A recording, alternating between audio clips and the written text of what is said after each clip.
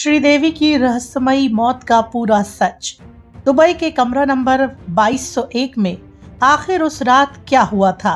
24 फरवरी 2018 को दुबई से एक ऐसी खबर भारत आई जिसे सुनकर किसी को यकीन ही नहीं हुआ, लेकिन बाद में जब इस खबर को कंफर्मेशन मिली तो लोगों के पैरों के तले से जमीन खिसक गई। दरअसल ये खबर थी बॉलीवुड की सबसे पहली सुपरस्टार श्रीदेवी के मौत की खबर। बड़ी खबर ये निकल कर आई कि दुबई के एक सबसे बड़े होटल में वॉशरूम के कमरे में टब में डूबने से श्रीदेवी की मौत हो गई। ये बड़ी वजह बताई जा रही थी। तो क्या सच में श्रीदेवी की मौत डूबने की वजह से हुई थी? दुबई पुलिस की नजर में मौत की वजह यही बताई गई, लेकिन हम आज आपको 4 दिन पहले से घट रही उन घटनाओं को, उन घटनाक्रमों को बताएंगे और उसके बाद ये भी बताएंगे कि एक 5 फुट 7 इंच की महिला की 5 फुट 1 इंच के टब में डूबने से मौत हो गई।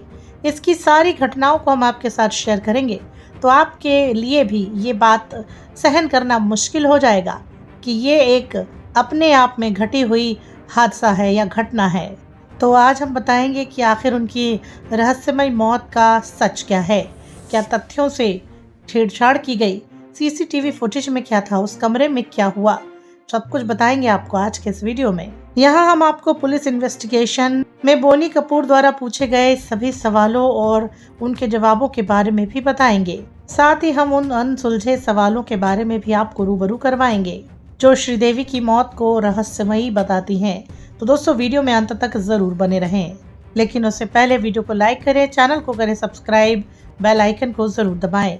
दोस्तों सबसे पहले बताएं आपको कि श्रीदेवी का जन्म 13 अगस्त 1963 को हुआ था। श्रीदेवी की लाइफ के बारे में और कुछ आपको बताएं उससे पहले बात करते हैं उस रहस्यमयी रात के बारे में।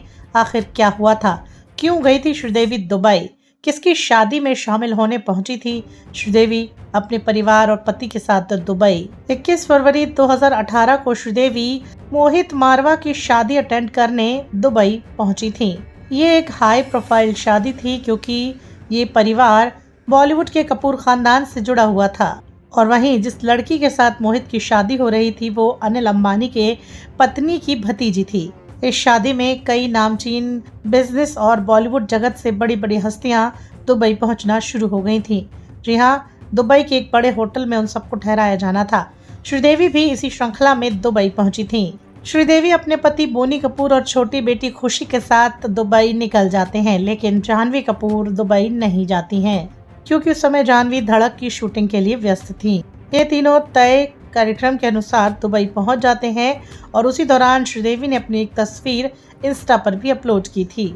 वहीं शादी की सारी रस्में शुरू हो जाती हैं और मनीष मल्होत्रा ने उसी दौरान एक तस्वीर अपने इंस्टा पर पोस्ट की थी। मनीष मल्होत्रा ने उस दौरान 2 तस्वीरें पोस्ट की जिसमें श्रीदेवी नजर आई, साथ में अनिल कपूर और करण जौहर भी नजर आए। ये तस्वीरें उसी शादी के फंक्शन के दौरान की थीं। इसके बाद शादी हो जाती है और शादी के दौरान की तस्वीर भी श्रीदेवी ने अपने इंस्टा अकाउंट पर शेयर की थी, जिसमें श्रीदेवी, बोनी कपूर और उनकी बेटी खुशी दूल्हा दुल्हन के साथ नजर आते हैं। 21 फरवरी को शादी का फंक्शन खत्म हो जाता है। इस शादी में श्रीदेवी ने काफी ठुमके भी लगाए। 21 फरवरी को ही श्रीदेवी की बेटी और पति बोनी कपूर भारत वापस लौट आते हैं। उन्हें एक फंक्शन में जाना था, लेकिन श्रीदेवी वापस नहीं आती। इसके पीछे 2 दावे किए गए। पहला, श्रीदेवी की एक बहन दुबई में रहती हैं, श्रीदेवी उनसे मिलना चाहती थी, और दूसरा ये कि वो अपनी बड़ी बेटी जाह्नवी के लिए कुछ शॉपिंग करना चाहती थी। क्योंकि जाह्नवी काफी बिजी रहती है इसलिए वो दुबई नहीं जाती है। श्रीदेवी दुबई के एक होटल में 2201 नंबर कमरे में रुक जाती हैं। और वहीं बता दें आपको कि बोनी कपूर 22 फरवरी को यूपी में एक इवेंट ज्वाइन करते हैं और 23 फरवरी को वो अपने एक दोस्त के बर्थडे में जाते हैं। 24 फरवरी को श्रीदेवी उनसे फ़ोन पर बात करती हैं, कहती हैं कि वो उन्हें काफ़ी मिस कर रही हैं। इसके बाद वो दोनों इधर उधर की बातें करते हैं और फ़ोन रख देते हैं।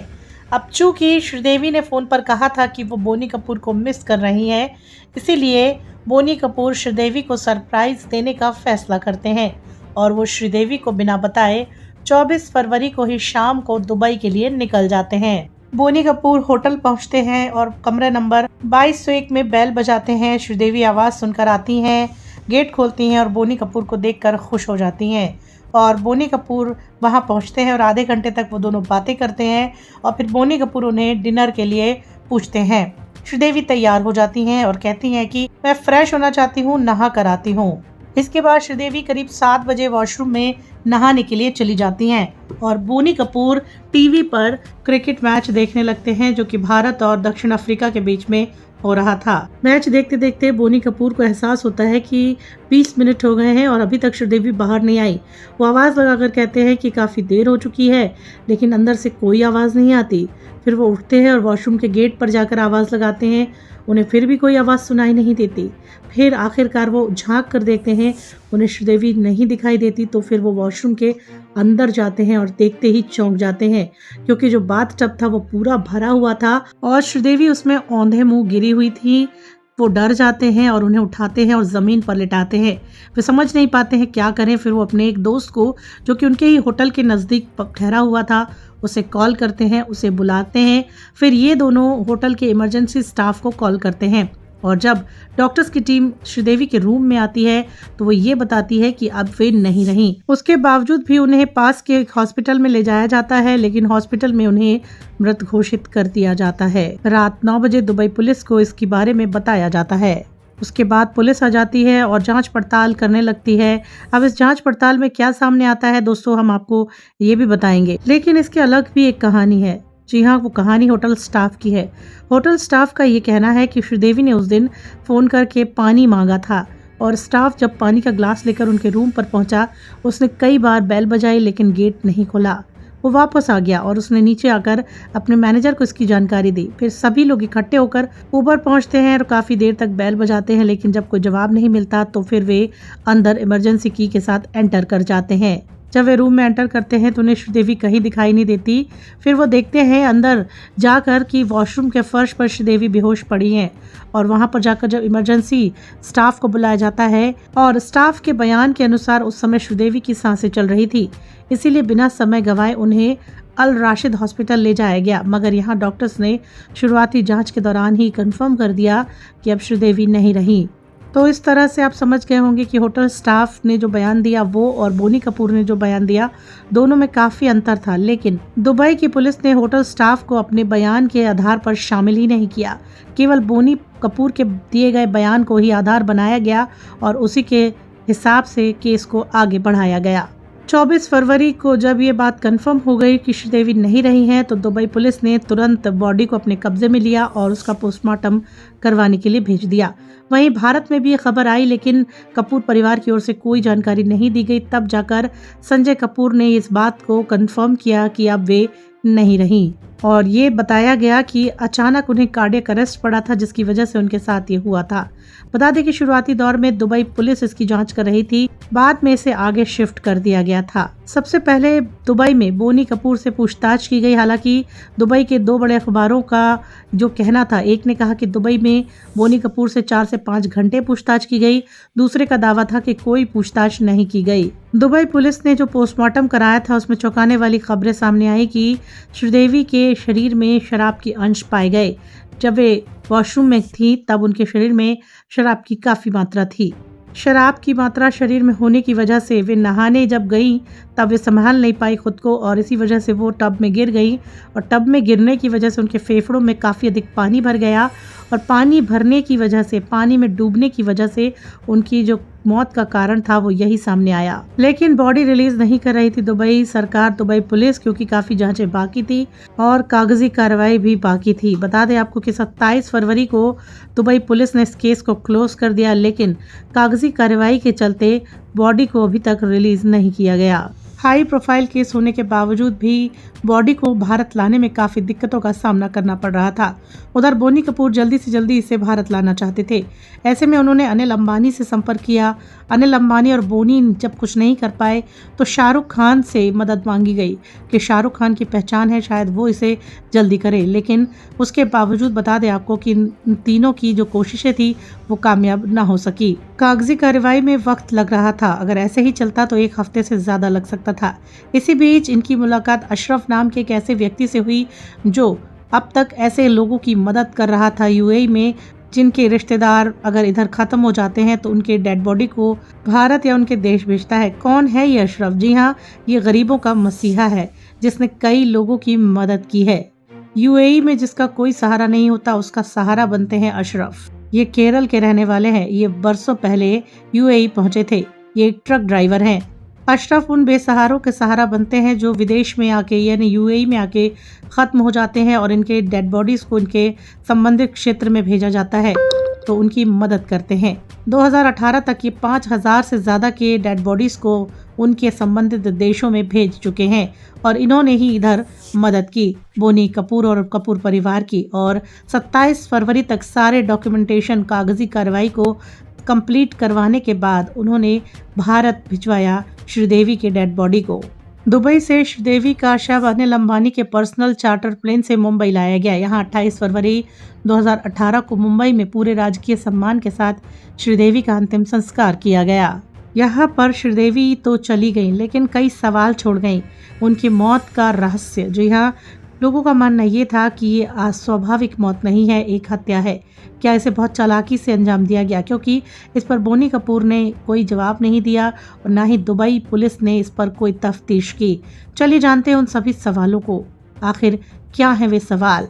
तो सबसे पहली बात तो यही है कि स्टार्टिंग में दो कहानियां हैं। पहले बोनी कपूर ने श्रीदेवी को बाथटब में गिरे हुए देखा और वहीं स्टाफ ने वॉशरूम के फ्लोर पर उन्हें गिरे हुए देखा और तब उनकी सांसें चल रही थीं और उन्होंने श्रीदेवी को हॉस्पिटल पहुंचाया। अब इन दावों में से किसका दावा सच है, इस पर कोई तफ्तीश या कोई जांच अगर की जाती तो सच सामने आता, लेकिन नहीं की गई।